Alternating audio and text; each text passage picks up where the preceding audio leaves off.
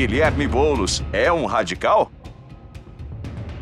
Galera, ringue da Pan, a distância, como sempre, dessa vez mais justificada do que nunca. Será a distância, afinal de contas, Kim Kataguiri, como vocês podem ver, pegou Covid. Ficou em campanha, talvez seja por isso, pega muito voo. É um cara que está sempre ali, né, na ponte aérea entre várias cidades e agora está acometido por essa doença, essa pandemia que já matou mais de 160 mil brasileiros, mas que a gente está aqui, claro, torcendo para que o Kim passe por essa sem nenhuma grande sequela. Kim, você está tendo... Bom, vou começar falando rapidamente disso. Como é que tá para você isso aí? Você está tendo algum tipo de sequela? Como é que tá? Não, eu tive ali uns 3, 4 dias, né? Febre, muita dor de cabeça, muito cansaço, assim, não conseguia ficar em pé, tinha que ficar de cama mesmo. Mas agora eu já tô aí, acho que no 8º, no 9º dia, já tomando cloroquina, tá tudo brincadeira, não tô tomando cloroquina. tomando azitromicina aí, mais uns remédios que passaram e tá tudo certo. Então, o Osmar Terra pegou também, falou que tá tomando cloroquina, o Kim a gente sabe que tá zoando. Hoje o assunto vai ser Guilherme Boulos, ele que é o candidato do PSOL, é a grande esperança da esquerda de vitória nessa eleição, afinal de contas a esquerda tá indo muito mal de maneira geral nessa eleição municipal, e o Boulos está aí disputando a Prefeitura de São Paulo. Quem sabe pode ser a grande revelação. A grande revelação ele já é, né, nessa eleição, mas realmente a grande surpresa se consolidando como um vencedor. Bom, Guilherme Boulos é uma espécie de PT renovado, né? Ele até carrega com ele boa parte daqueles eleitores que tem aquele perfil daquele eleitor raiz do PT, aquele eleitor anos 80, que são pessoas, muitas vezes, estudantes, né, ligadas a movimentos artísticos, movimentos sociais, não só gente ligada a sindicato, ligada a trabalho, a movimento trabalhista, mas também artistas, jovens, aquelas pessoas mais idealistas, né, vamos chamar assim. O Boulos conseguiu sair do nada, sair de um partido sem praticamente expressão nenhuma, com 17 segundos de televisão, frente a candidatos como Covas, que tinha, 5, 6 minutos, além de mais de 25 inserções ou 25 inserções de propaganda por dia, enquanto o Boulos só tinha 2, e mesmo assim o Boulos, sem nenhum padrinho político, né, sem o Lula, sem nenhum grande nome por trás, ele conseguiu se tornar um cara competitivo a ponto de poder vencer a Prefeitura de São Paulo. Está aí apenas 10 pontos, se a gente for olhar os pontos válidos, né, apenas os votos válidos, ele só está 10 pontos atrás agora do Covas. Segundo pesquisas no primeiro turno, era para ele estar 20 pontos atrás agora, e basta tomar mais 5 votos válidos do Covas que ele já poderia virar essa eleição. Então ele se tornou um páreo duro nessa reta final, mas é claro que é muito difícil ele vencer, afinal de contas, a gente sabe que nesse momento 86% dos eleitores dizem que já estão com o voto consolidado, ou seja, só tem 14% dos eleitores do Covas que poderiam mudar de lado. Desses 14%, mais da metade diz que jamais votaria no Boulos. Então ele só poderia pegar mesmo ali perto de 7% nesse universo de votação que o Covas tem até agora, o que não daria para virar o jogo. Ele precisa também continuar crescendo entre os indecisos, que foi o que fez ele se tornar um cara mais competitivo. Da última pesquisa para cá, ele cresceu 5 pontos entre os que até então estavam indecisos. Então ele precisa continuar nessa subida para vencer, só que ele está assustando, claro, os mais conservadores, aquelas pessoas que sempre têm medo da renovação, como o Kim Kataguiri. Kim Kataguiri é uma pessoa que está assustada aí com o Boulos. Eu vou ouvir primeiro os argumentos dele de por que não votar no Boulos, para depois dizer o porquê não ouvir esses argumentos. Então vai lá. Aqui. Vamos lá, uma pessoa com muito medo da renovação, né, Guga? Como você é? Cheio de milindres, né? Pessoa com medo da renovação. Não é porque basicamente o cara tem um plano lunático, não, é porque eu tenho medo da renovação. Muito bem, então vamos partir para as propostas, vamos partir do discurso do Guilherme Boulos. Primeiro, é um cara completamente descolado da realidade, né? O programa de governo dele é todo baseado em aumento de gasto público, que ele não vai conseguir fazer, né? Ele não tem fundamento nenhum, ele não tem fonte orçamentária nenhuma, confunde estoque com receita recorrente, Diz que quer solucionar problema de déficit previdenciário contratando mais funcionário público, diz que vai fazer concurso público para saúde, para educação, para assistência social, sem dizer de onde é que vai tirar esse dinheiro, justifica as invasões de prédios públicos e de prédios privados, falando que a Constituição garante... aliás, só um parênteses, o pessoal não achar que eu tô louco, né? Eu tô em casa de máscara porque eu tô com a minha mãe aqui, né? E ela fez o teste e a gente ainda não sabe se ela pegou ou não, então, né, para evitar, a gente está mantendo o distanciamento aqui usando máscara. Mas, continuando, né? Ele justifica as invasões de prédios públicos e privados, que já é uma coisa bizarra, né? Você tem um candidato à prefeitura da cidade de São Paulo que defende a invasão, dizendo que o Estatuto da Cidade, que a Constituição garante a função social da propriedade. Mas quem diz se a propriedade está cumprindo a sua função social ou não é o poder público, né? Todos os direitos previstos na Constituição são exercidos em regra por intermédio do poder público, senão cada um vai lá e interpreta a Constituição do jeito que bem entender. A gente tem uma anarquia, não precisa do Estado para nada, cada um sai invadindo e considerando que está tendo o seu direito cumprido ou não cumprido. Eu entro numa farmácia, pego o remédio e saio de lá. Então, isso não é um movimento social privado que julga, né, se a função está sendo cumprida ou não, que desapropria ou deixa de desapropriar. Você tem uma série de sanções previstas na legislação que são executadas em cima do imóvel até o momento de uma desapropriação para eventualmente transformar aquilo numa habitação, que é uma coisa prevista em legislação. Você invadir diretamente como se você mesmo fosse o juiz e você tivesse nessa capacidade autocrática de decidir aquilo que pode, aquilo que não pode ser desapropriado, e mais, no programa de governo ele volta a defender isso. Não, nós vamos realmente incentivar e promover invasão de propriedades que estejam vazias, que não estejam cumprindo a sua função social. Isso é crime. Isso não é o poder público desapropriar para daí transformar em habitação. Isso é você cometer um crime para depois você tentar barrigar isso, seja como você vai fazer. E isso é radicalismo puro. Então, uma série de propostas que você, na maior cidade da América Latina, você não tem a menor condição de financiar, proposta de regulamentação de aplicativo de entrega de comida, que não está no âmbito da competência de legislação municipal, também fazer estatal, né? Pensar em século XXI, Guga Noblar, até você, né, que está aí, né, um filiado à Internacional Socialista praticamente, concorda comigo que é ridículo falar em criar, né, aplicativo estatal de entrega de comida, né, ou de transporte de passageiros individuais, para achar que isso vai dar melhores condições de trabalho para o cidadão, para o indivíduo. Primeiro que, se fosse o caso, né, o Estado teria feito esse aplicativo em primeiro lugar e não precisaria vir a reboque da iniciativa privada. E segundo, que os próprios motoristas de aplicativo são contra todas essas demandas que são colocadas por partidos como o PSOL, o PT e o PCdoB, de novas regulamentações, de criar espaço público com dinheiro, né, do Estado para momentos de pausa de aplicativos, enfim. Um programa completamente não executável e uma justificativa furada para o que ele disse é a principal luta de vida dele, que é a invasão de propriedade privada. Olha, é como você mesmo citou, quem diz se uma pessoa é ou não criminosa é o poder público, né? Você mesmo usou esse argumento. E aí a gente vai até o poder público, né? Vamos então aos fatos. O que diz o poder público sobre as invasões do Boulos? Alguma vez, alguma invasão do Boulos foi considerada crime? Se o Boulos fosse considerado um criminoso, ele poderia disputar uma eleição ou ele cairia na lei da ficha limpa? A verdade é que o Boulos é um ficha limpa. O Boulos, apesar de ter 2 décadas de luta por moradia para aqueles que são mais marginalizados e que nunca tiveram atenção do Estado, por mais que ele esteja 20 anos junto de pessoas que estão à margem da lei, buscando de uma maneira que o Kim vê como radical, né? Agora, você lutar por moradia é radical, muito radical isso, né, Kim?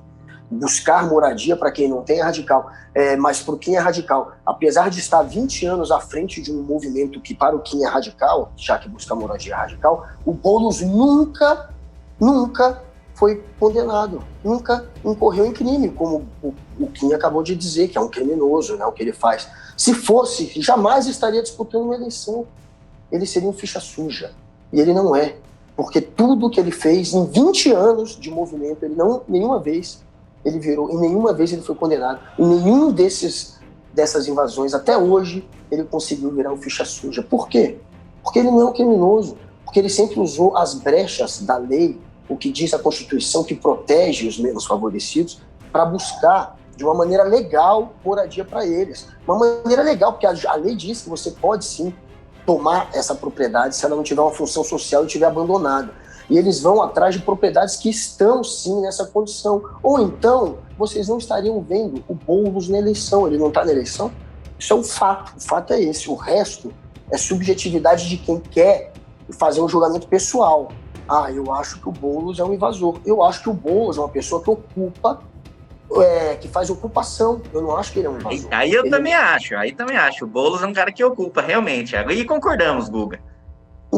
Ele ocupa um espaço que está que não é dele, que está abandonado e que está, por uma questão legal, permitida aquela ocupação a ponto dele nunca ter sido condenado. Boulos está podendo ser eleito. E esse papo de que ele é um radical, de novo, quem é que faz esse tipo de narrativa são pessoas que veem o Boulos como adversários políticos. E aí procuram um meio de fazer essa crítica, que é uma crítica emocional, que te leva para o lado mais da emoção do que da razão. E você nem pensa, nem vê os fatos, nem pensa nos fatos. Quais são os fatos? O fato é que o Boulos está aí, com ficha limpa, concorrendo, podendo vencer a eleição. Se a gente for olhar, ele citou a história da estatal, agora ele começou a entrar já nos pontos do que o Boulos apresentou como proposta, que eu sequer acho que quem tenha realmente lido as propostas do Boulos deve ter ido atrás da seleção das piores, não deve ter lido tudo, ele deve ter ido só com um olhar malicioso de quem só quer procurar o que ele pode criticar. Mas o Boulos, nessa mesmo que ele falou, de se criar estatal para entregador não ficar só na mão de empresas que são as empresas privadas que tomam conta desse mercado de entrega, não é isso. Na verdade, o que ele quer fazer é negociar e criar, claro, leis, criar meios de obrigar essas empresas, que são as que você tem que se cadastrar, né, para poder fazer a sua entrega e deixar para eles 20% ou 25% do seu lucro. Ele quer diminuir esse poder de lucro deles. Ele quer rebaixar esse poder de lucro deles. Ele também quer criar aumentar o ISS, o imposto das operadoras de cartão de crédito, que é um imposto muito pequenininho que eles precisam pagar hoje. O ISS é um imposto sobre serviço de qualquer natureza, que recai sobre as operadoras de cartão. E ele quer ir para cima deles. Ele também pensou em aumentar o IPTU das grandes mansões, das grandes moradias. Agora ele está voltando atrás nisso, apesar de estar no plano de governo dele, que eu acharia maravilhoso, mas ele não está mais pensando em aumentar IPTU nem de gente rica, porém está lá no plano dele, o que não é ruim. O Brasil é um paraíso fiscal dos milionários, é um paraíso fiscal de quem tem grana. A gente não taxa herança como os grandes países capitalistas taxam, a gente não taxa grande fortuna, e a gente hoje tem um abismo social que, se a gente quiser resolver, a gente vai ter que tomar um pouquinho de quem tem dinheiro sobrando, de quem tem dinheiro demais. Essa é a maneira, sim. E ele, por ter esse tipo de proposta, é uma pessoa que assusta as pessoas mais conservadoras e liberais como Kim. É isso, Kim. Essa é a verdade. Aliás, você sabe quantas páginas tem o plano, as propostas, o plano de governo do Boulos? Não sabe. Duvido. Não leu. Mas é isso, Kim. Você só foi atrás dos o dele acho que tem de 43 a 46 páginas lá, o plano de governo do Boulos. É o do Covas, esse. O do Covas é esse.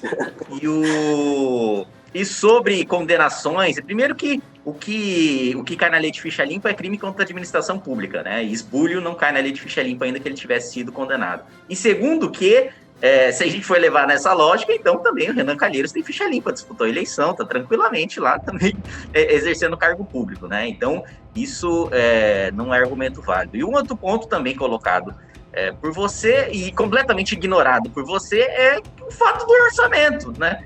E até uma proposta que você acabou de falar sobre limitação de lucro de aplicativo não é competência do município. Quem decide sobre lucro ou não decide sobre lucro é a União. Ele não tem poder para fazer nada sobre isso. Ele pode aumentar o ISS, beleza, mas aí ele vai aumentar linearmente para todo o setor. E não vai estar restrito ao lucro, vai estar restrito à receita bruta. Então, esse tipo de falta de noção, qualquer responsabilidade orçamentária, é o que destrói uma cidade que precisa viver do seu orçamento. Ainda mais quando ele está defendendo, mais uma vez, os próprios motoristas de aplicativo já demonstraram rejeitar todo esse tipo de propostas de nova regulamentação, de querer ter carteira de trabalho, enfim, de várias outras demandas que estavam sendo pressionadas pelo próprio PSOL na Câmara dos Deputados e que os motoristas fizeram a Câmara recuar e voltar atrás, porque eles mesmos são contra enrijecer essas relações de trabalho. E mais essas propostas irreais, né? Sempre tem um bilionário para taxar ali, um bilionário para taxar aqui, para solucionar, por exemplo, a proposta de passe livre dele, que seria o dobro aí do orçamento de toda a cidade de São Paulo, se ele for implementar, que ele não vai ter dinheiro para fazer, não vai conseguir fazer, mais uma proposta mentirosa, populista, radical. Aí ele fala, não, porque nós vamos, como você colocou, então vamos aumentar o ISS dos meios de pagamento. A maior parte dos meios de pagamento está tudo em Barueri, que tem o menor ISS do estado, né? Já não está na cidade de São Paulo, ele já não vai conseguir grandes arrecadações com isso. Então, é tudo coisa ilusória, né? Aumentar, pegar mais do rico, pegar mais do rico, pegar mais do rico, mas na prática, ou o impacto orçamentário é muito pequeno, ou vai afastar a empresa, ou não vai ser o suficiente para você conseguir utilizar esse dinheiro para fazer a prestação de serviço público que ele está prometendo. Então, é um monte de proposta vazia, que não tem estrutura, que não tem fundamento, e aí você também, né, coloca muito marotamente, Guga Noblar fala, né, pro quem luta por moradia é radical, né, como se eu tivesse criticado o fim e não o meio, né, como se eu tivesse criticado, realmente, Guga, eu acho um absurdo uma pessoa lutar para que quem não tem a casa tenha casa, é isso, eu sou contra, Guga, eu sou a favor que as pessoas fiquem morando no meio da rua, como se fosse um vilão de quadrinho, que como várias pessoas aí do pensamento do Guga, né, os psolistas gostam de pintar o mundo, né, tem eles, os revolucionários, os bonzinhos, né, que querem só o que é bom, tudo é bonito para todo mundo, e tem quem defende o capitalista gordo com charuto e uísque na mão, que quer explorar o pobre do trabalhador, né, tem o mundo binário, né, é o jovem legal, revolucionário, que canta Imagine e pega na mão um do outro, e o cara que é malvado, que quer destruir tudo. Mas na prática, o que eu não vejo assim. Na prática... Juro que eu não vejo assim. Eu prática... acho que o capitalista é útil, eu acho você muito útil. E eu acho que o Boulos é útil. De verdade, eu vejo os dois lados. Assim, você é que está fazendo esse pensamento binário de criminalizar um lado, de falar que ele comete crime, que ele comete invasão. Eu estou dizendo que o seu lado, e o seu lado, deveriam dialogar, inclusive revelar para vocês quem é brother do Marcelo Freixo no PSOL. Quem e Marcelo Freixo... Isso aí todo mundo sabe. Então você sabe que tem essa ponte que tem que ser feita, e quando você vai para esse tipo de uma coisa eu querer comer uma pizza com o Freixo, outra coisa é querer que ele governe a cidade. Não, mas você não, tudo bem que essa briga aí é completamente diferente. Mas você não vê o Freixo e o Boulos como esse radical. Eu sei que você não vê, e mesmo assim você embasa esse discurso às vezes. Não, mas o Boulos faz invasão criminosa. Sinto muito, Guga Noblar. É o fato. Invade quando não pode, quando a lei proíbe. A gente está entrando nos minutos finais, galera, mas só para ele continua achando que o Boulos é um criminoso, apesar da lei não ver assim. O Boulos está aí como ficha limpa concorrendo. E para terminar, vale deixar claro que o PSDB, que está nesse segundo turno com um bom candidato também, que é o Covas, tem essa peixa de deixar a prefeitura no meio do caminho. Se o Covas quiser se aventurar e tentar, quem sabe, ser um governador daqui a 2 anos, quando o Dória vai querer ser presidente, e principalmente se vencer a prefeitura, o Dória vai tentar ser presidente, aí, amigão, vai sobrar para vocês o vice. E aí a gente vai ver quem é o vice de quem. De um lado tem a Erundina, que vocês já conhecem o passado e a história, do outro lado. Qual é o nome do vice do Covas? Ele tá igual o Kim, ele tá isoladaço. E ele nem pegou Covid, o Kim tem uma justificativa. Ele não. Ele é a pessoa que mais está preocupada agora com o Covid. Se isolou de tal maneira para não pegar que ninguém nem viu mais ele. Mas é porque ele tem muita história para explicar. Então eles estão tendo que esconder o vice do Covas. Então fiquem espertos. Erundina todo mundo conhece muito bem, né? Por causa da distribuição da cidade de São Paulo e por depois ter sido derrotada 3 vezes seguidas, até na última tentando botar o Temer de vice para ter o tempo de TV do MDB, mas nem assim conseguiu ganhar. É um desastre, Erundina. Vocês lembram? O Kim, ele estava ainda querendo brincar de Cavaleiros dos Zodíacos, mas vocês têm a memória.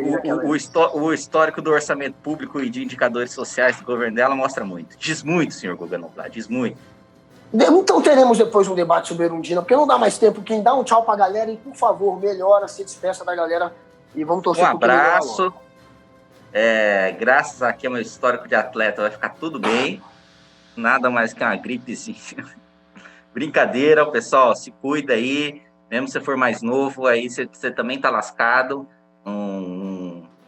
Você fica derrubado aí um tempo, isso numa boa hipótese, né? Então é melhor se cuidar mesmo que o bagulho é feio. Valeu, Guga. Um abraço. Valeu, Ki. Melhoras. Tamo junto.